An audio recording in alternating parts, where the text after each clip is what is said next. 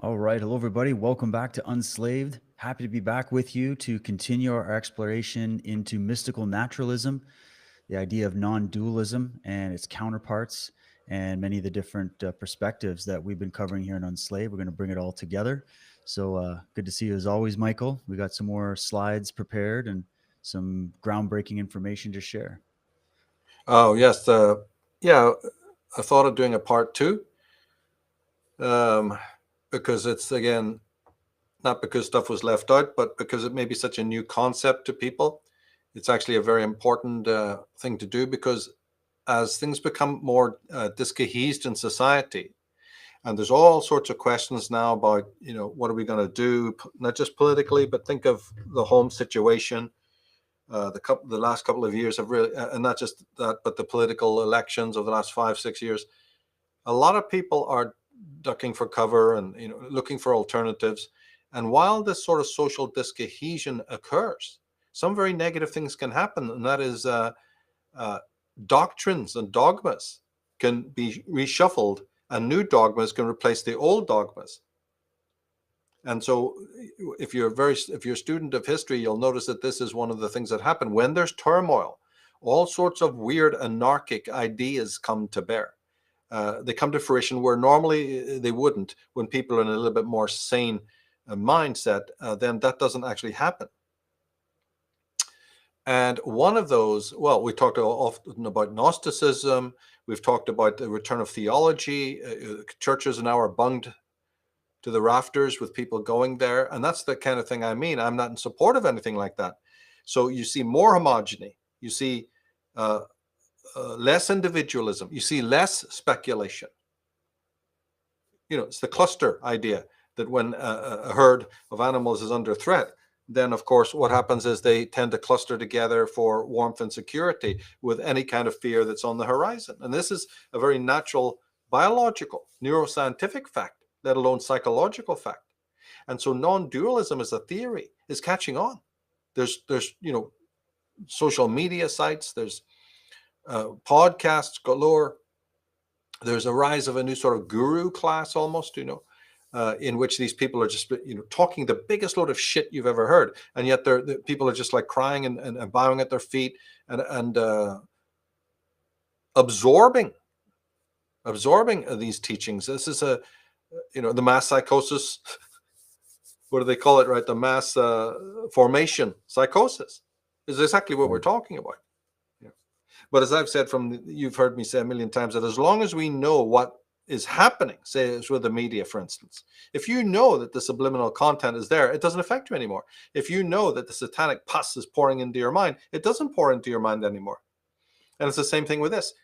We do a couple of podcasts, and our members are a little bit more familiar with the pestilence. Well, it just doesn't affect you anymore because you're armored with knowledge. But on this show, what we wanted to do is say, well, look, we spoke of the non-dualism, but then I really contrast it with its opposite. Because if there is a false, regressive form of spirituality that is decorated to look as if it's the authentic form, and you haven't mentioned the authentic form, then it's deficit. So in this program, we wanted to at least show maybe just 2 or 3 alternatives that I believe are more authentic, like the Western mystical tradition, like mystical naturalism. So just a little bit to sketch those in, not to do it in any great detail, but just to show that if you're pointing out the flaws and say non-dualism is a theory, is a dogma, is a doctrine, okay, but how do you make the case that it is false if you haven't shown, right? If you haven't elaborated on, say, some alternatives to that. But you've heard me say that, haven't you? That you're so much more empowered and sovereign once you have tuned in and been made you have a alternative view of the thing. You've actually, it's an amazingly important thing. Otherwise, why would anybody bother today doing any of this kind of work? It's very key to be keyed in, so that that you're under attack, and that your skepticism leads then to knowledge. Skepticism is fine, but it's only a launching point to further investigation.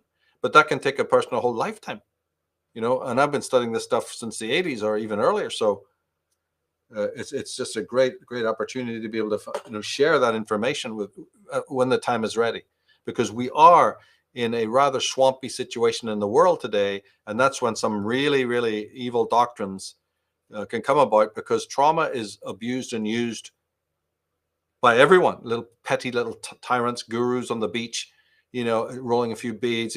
Any organ grinder's monkey can now seduce the population, because the population is the norms, and a great deal of the rational norms have sort of, if not faded away, then we're insecure about it.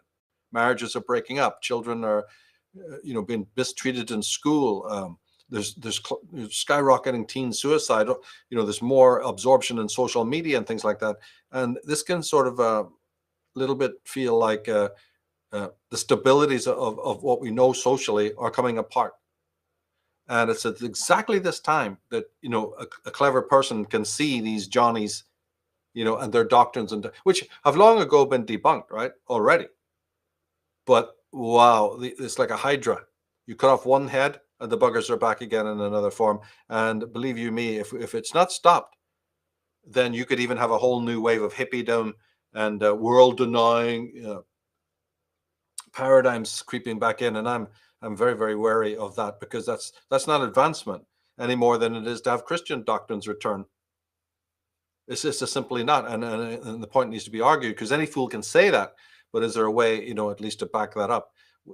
See, remember, the journey towards truth is mostly deconstructive. It's mostly what not to do, as it is more to like, where's the map? Where do I go? No, it doesn't work like that. There's a jungle of lies in the way. You'll cut the path yourself. Don't wait for somebody else to show you the path. Truth is a pathless land. But it's a path that you'll cut for yourself. But look at the deconstructive work and the sweat that's going to entail that. That's why people go, I'd rather have what the Pope says in Rome. I'd rather have what Martin Luther said, or any version of, even though there's 6,000 versions of each of these things. Yeah, but I'd rather have that because somebody else has already, opened the road for me. Yeah, but if it's a road to doom, if it's a road to psychosis, if it's a road to complete spiritual darkness, you want to follow it?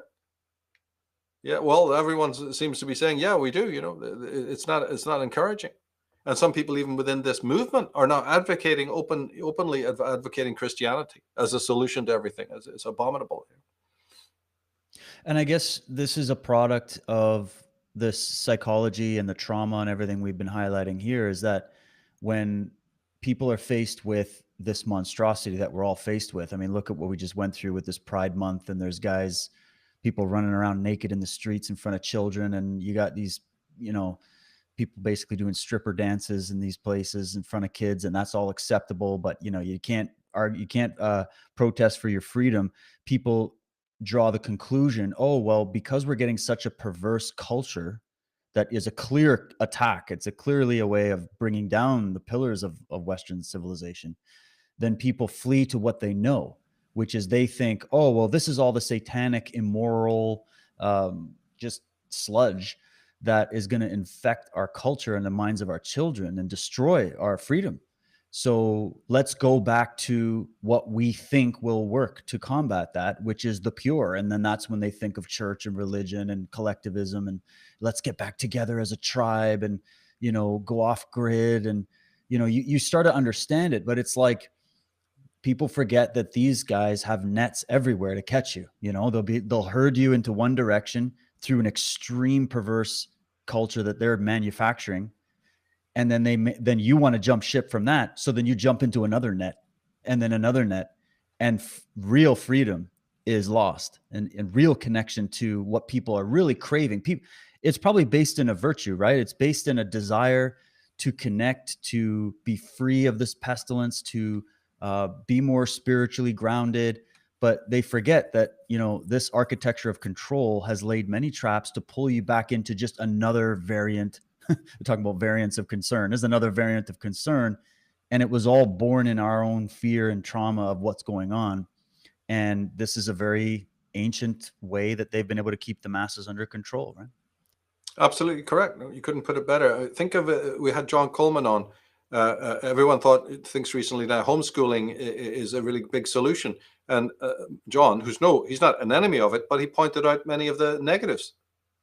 That if you're from Islamic background or you're from a Christian fundamentalist background, yeah, that's a really good idea to have your kid never know another world or thought or identify Like we always said, the ego ideal needs to identify with people outside the family unit. It's crucial to the development of that person's sense of self. No, let's just keep them locked up at home and indoctrinate them into the crap that the parents are into. It's not even homeschooling, it's home indoctrination at that point. And that doesn't mean that we're exonerating the bads of the outside schooling. But if anyone knew even the basic Freudian psychology, or let's say, the child psychology, you'd know that it's impossible. You can't. You can have an educational environment at home, but you can't stop the child from going out and experiencing life and building up that immunity, and also getting the chance to ego identify with other, what's known as ego ideals, imagos. It's crucial to the development of the child. And by the way, if just in the same way that 50% of the children in the world are introverts and don't need to be going out to no external school for any kind of socialization, as I said, the basic psychology. So by the reverse hand, some 50% of the children are extroverts and damn well do need to get outside the garden gate and smell the roses and know other people's lives. So as you say, there's often a reaction, and then that puts you from the frying pan into the fire very, very easily. I've talked about this on many other, in many other scenarios, like even metaphysical. What's our minds doing? What is awareness? What is awareness of awareness? So there are so many things to know about. And now we're in remember, the relativists are holding reign over almost all the institutions, pretty much bar none. And so they're going to thrive on this inability of us to find, an underpinning foundational truth. Because first of all, we're in post-truth world. They don't even want to talk to you about truth. So they already know that they've pulled the pins away and you'll collapse. And as you're falling, you'll hold on to razor blades. So he's quite right what you said, that we have to be very, very, very careful. And then you find out that, just to extend that thing about the homeschooling, when you talk to these people, they've never heard of Reggio. They've never heard of Summerhill, Sudbury, Montessori, and Steiner. Remember, we've had Mark Iwanicki on, and we've had Adam Fletcher and others who've spoken about it. We've even had Dana Martin on, who's a major proponent of unschooling. Yeah, how come I never fucking hear you talking about the older traditions that are there?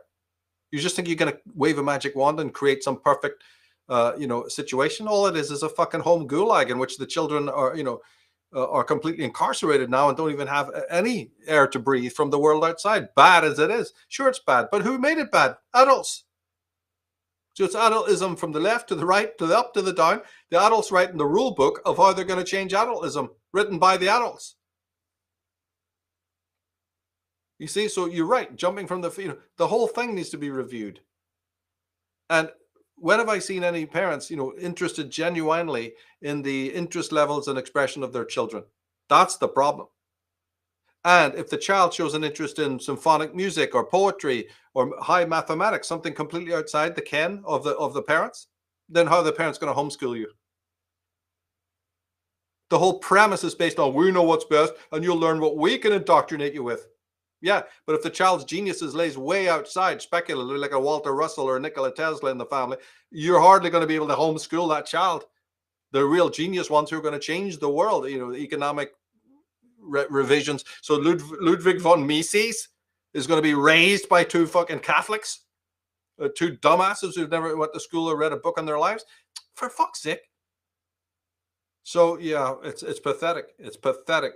As you try to, you see one haystack burning, and you don't realize that is deconstructive. It's possibly a good thing, because that which is gold, that which is diamond, won't burn. So sometimes you have to let something burn down in order to find out that which is absolutely adamantine and doesn't burn, and then build on that. Not wildly reinstitute the roots of the tyranny.